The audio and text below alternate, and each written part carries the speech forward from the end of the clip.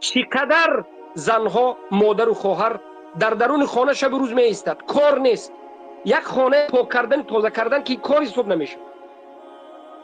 24 ساعتش بیهوده با گپ های بیهوده، قیل و قال از همه بیهوده ترین. یعنی گفت، من گفتم، او گفت، زنی همسایه گفت، زنی خیش گفت. فقط از دنبال گپ، فقط از دنبال خبر، فقط از غیبت، فقط از قصه خیش تبار نقل کنی. او خرید من خریدم، او رفت من، این آن، غیبت. عمرش خیان است، عمرش بیهوده میگذرد. حالا آن که وقت هست، فرصت است، در بالای سرش خانه است، خوراکش هست، طعامش هست، آبی گرم و خنک دارد، تمام شرایط دارد. این زن باید دین آموزد، باید لا اله الا الله آموزد، باید احادیث رسول اکرم صلی الله علیه و سلم از یاد کند، فرزنداش باید تربیت کند به اسلام و ایمان، فرزنداش باید حدیث از یاد کند، اسلام کند، خودش هم حرکت کرده معلمه خیر شود، 40 حدیث از یاد کند، معناش فهمد، اصول دین فهمد، لا اله الا الله آموزد، جیانچه های خود، خیش و تبار خودش رو تعلیم بدهد. اما تنبلی، این تنبلی از شیطان است، انسان میکشد، از این دنیا انسان به دست خالی آخرت میبرد. برای پیامبر صلی الله علیه و سلم از تنبلی به الله پناه میبردن. اللهم انی اعوذ بک من الهم والحزن والعجز والکسل والبخل والجبن. ای الله، من به تو پناه میبرم از غمگینی، از زقی، از غم و اندوه، از تنبلی، از کسلی، از ترسی، ترسانچکی. الله، من به تو پناه میبرم که نشود که تنبل باشم، نشود که غمگین باشم، نشود که همیشه در غم و اندوه پیچوده باشم، نشود که ترسانچک باشم. دعا کنید وقتی خدا بیهوده گذرانید. والله والله والله این شب و روزهایی که به شما میگذرد قیمت ترین چیز شما میگذرد. شما در گذشت وقت خودتون را هلاک میکنید وقتی که نمیآموزید. قسم دومی زنها شب و روز بیهوده در خانه هستند، به دیدن سریال ها، فیلم ها مشغولند، به دیدن سریال و فیلم ها عاشق شدند. شیطان لعین الرجیم این زنها را به یک چند واسطه گمراه کرد. قسمی را به غیبت و به تنبلی و به خواب مشغول کرد، قسم دیگر را به دیدن فیلم های سریال مشغول کرد، قسم دیگر را به رقص و بازی و به مهمان روی مشغول کرد. بعضی زنها هستند که در خانه شده نمیتوان، هر پگاه روزی میخزد میبرد میرود، از این تبار، از این خش به این خش، از این خش به این خش. قسم دیگری زنها را شیطان لعین الرجیم به وسوسه دنیا انداخت، زینت داد دنیا را. زن شب و روز غم دنیا را میخورد. این زنها اگر عقل خود کار میفرمودند، تازه و آزاده در خانه زندگی میکردند، از این فیلم های سریال های شیطانی خود دور میکردند، از این حب دنیا به الله پناه میبردند و غم فرزندهای خود میخوردند، غم خودشان را میخوردند، غم آینده خود را میخوردند. والله هم زندگیشان و هم آخرتشان زیبا و خوشبخت میشدند. نمیتوانم نگوید دروغ است، من دین نمیفهمم گفتن دروغ است، شما تنبلی میکنید، من از یاد کردن نمیتوانم گفتن دروغ است. پیامبر 40 ساله بودند پیامبر شدند. چقدر زنها 40 ساله 50 ساله مسلمان شد، حافظ قرآن شدند، حافظ سنت شدند، بدین خدمت کردند. اولین شهیده در اسلام زن است، سمیه هست. زنها به اسب نشسته در بعضی حالتها در بین مجاهدین میبرآمدند.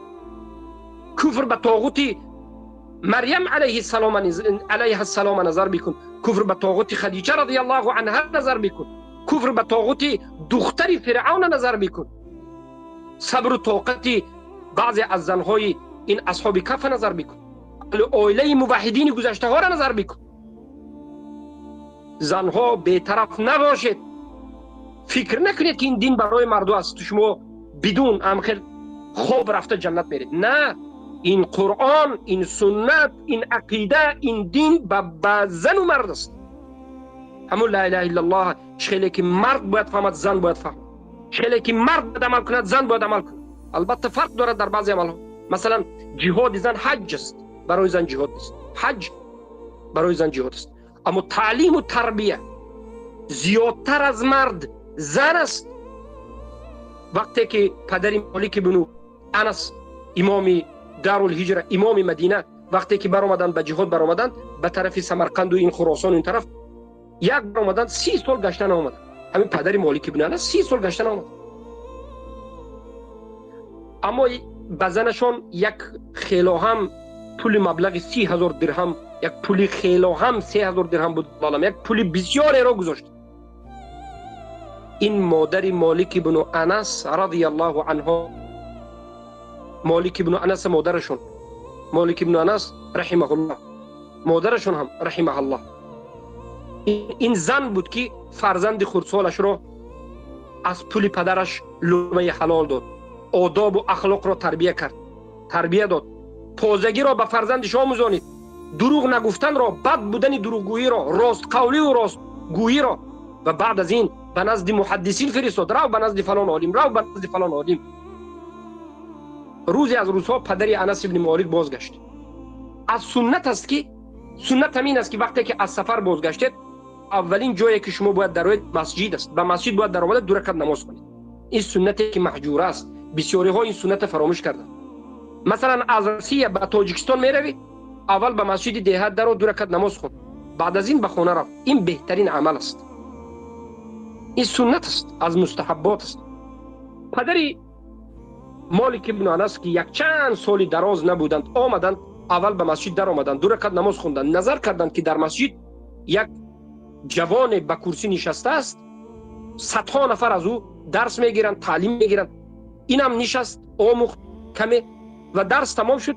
او جوانی که شیخ برآمد و رفت به سوی خانه‌اش.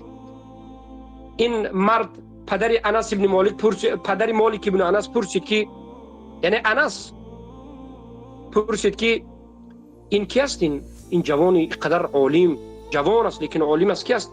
گفتن که نمیشناسی مگر مشهورترین اهل مدینه، در مدینه مشهورترین انسان، امام مدینه، امام دارالهجره میگن. این مالک است، امام مالک صاحب کتاب موطأ رحمه الله. او بلرزه آمد. مالک کی؟ کدام مالک؟ مالک ابن انس، انسی که زن گرفت پرتافت و رفت. البته او هم پرتافت و رفتنش به این معنا نه که ترک کرده و به اهمیتی کرده، او به خاطر جهاد رفته بود، به خاطر فتوحات رفته بود. زنش با پول مالم داده بود. او باور کرد که نخود فرزندی من همین باشه. از عقب آهسته آهسته رفت که مالک به خانه همون خانه برکت پدرش در آمد. از عقب فرزندش انس هم در آمد. مالک را به از گریبانش گفتن که چرا به خانه بیگانه می‌داری؟ بعد از این انا همون مادر مالک به امام مالک گفتن که پدرت است، این پدری تو در خردسالی تو حتی حالا تولد نشده رفته بود. انا ببینید پدر رفت تا آمدن پدر، مادر یک فرزند را تربیه کرد که به گفته راست نیست. مالک، امام مالک صاحب کتاب موطأ تا امروز همه ما استفاده میبریم رحمه الله. مادرها به فرزندهای خود به اهمیت نباشید. هر روز 10 دقیقه اگر نصیحت کنید، به راست قولی، به حق طلبی، بد دیدن کفر و شرک، کفر به طاغوت کم کم تربیه کنید، والله فرزند شما مسلمان بهترین می شود. سبب پراکندگی این امت، سبب شکست این امت ضعیف شدن مادران است. از یاد کنید، احادیث از یاد کنید، عقیده را از یاد بکنید، آموزید و بعد از این معلمه باشید. اگر هر یک شما 40 نووی را از یاد بکنید، معناش رو چخیلی که ما شرح میتیم، اصول دین را در اینجا میفهمونیم، فهمید و بعد از این بسم الله تعلیم بدید، به دیگران تعلیم بدید، دعوت کننده و تعلیم دهنده باشید. و اولین چیزی که دعوت میتید این از عقیده، از جانب اصول دین، ایمان، لا اله الا الله، کفر بالطاغوت، ایمان بالله، توحید ربوبیت، الوهیت، اسماء و صفات، حاکمیت، توحید متابعت، لا اله الا الله محمد رسول الله، کفر بالطاغوت، ملت ابراهیم، براءت، مبالات. از این چیزا باشید. الله شما را حفظ بکنه. اگر هر کسی که به خودش رحم میخورد، هر کسی که خوشبختی دنیا و آخرت را میخواهد، هر کسی که هلاک شدن خودش را میخواهد، او انسان البته که معنای سخنهای ما را میفهمد و البته که برای نجات خودش، خانواده خودش حرکت میکند. حرکت کنید. جنت رفتن آسان نیست.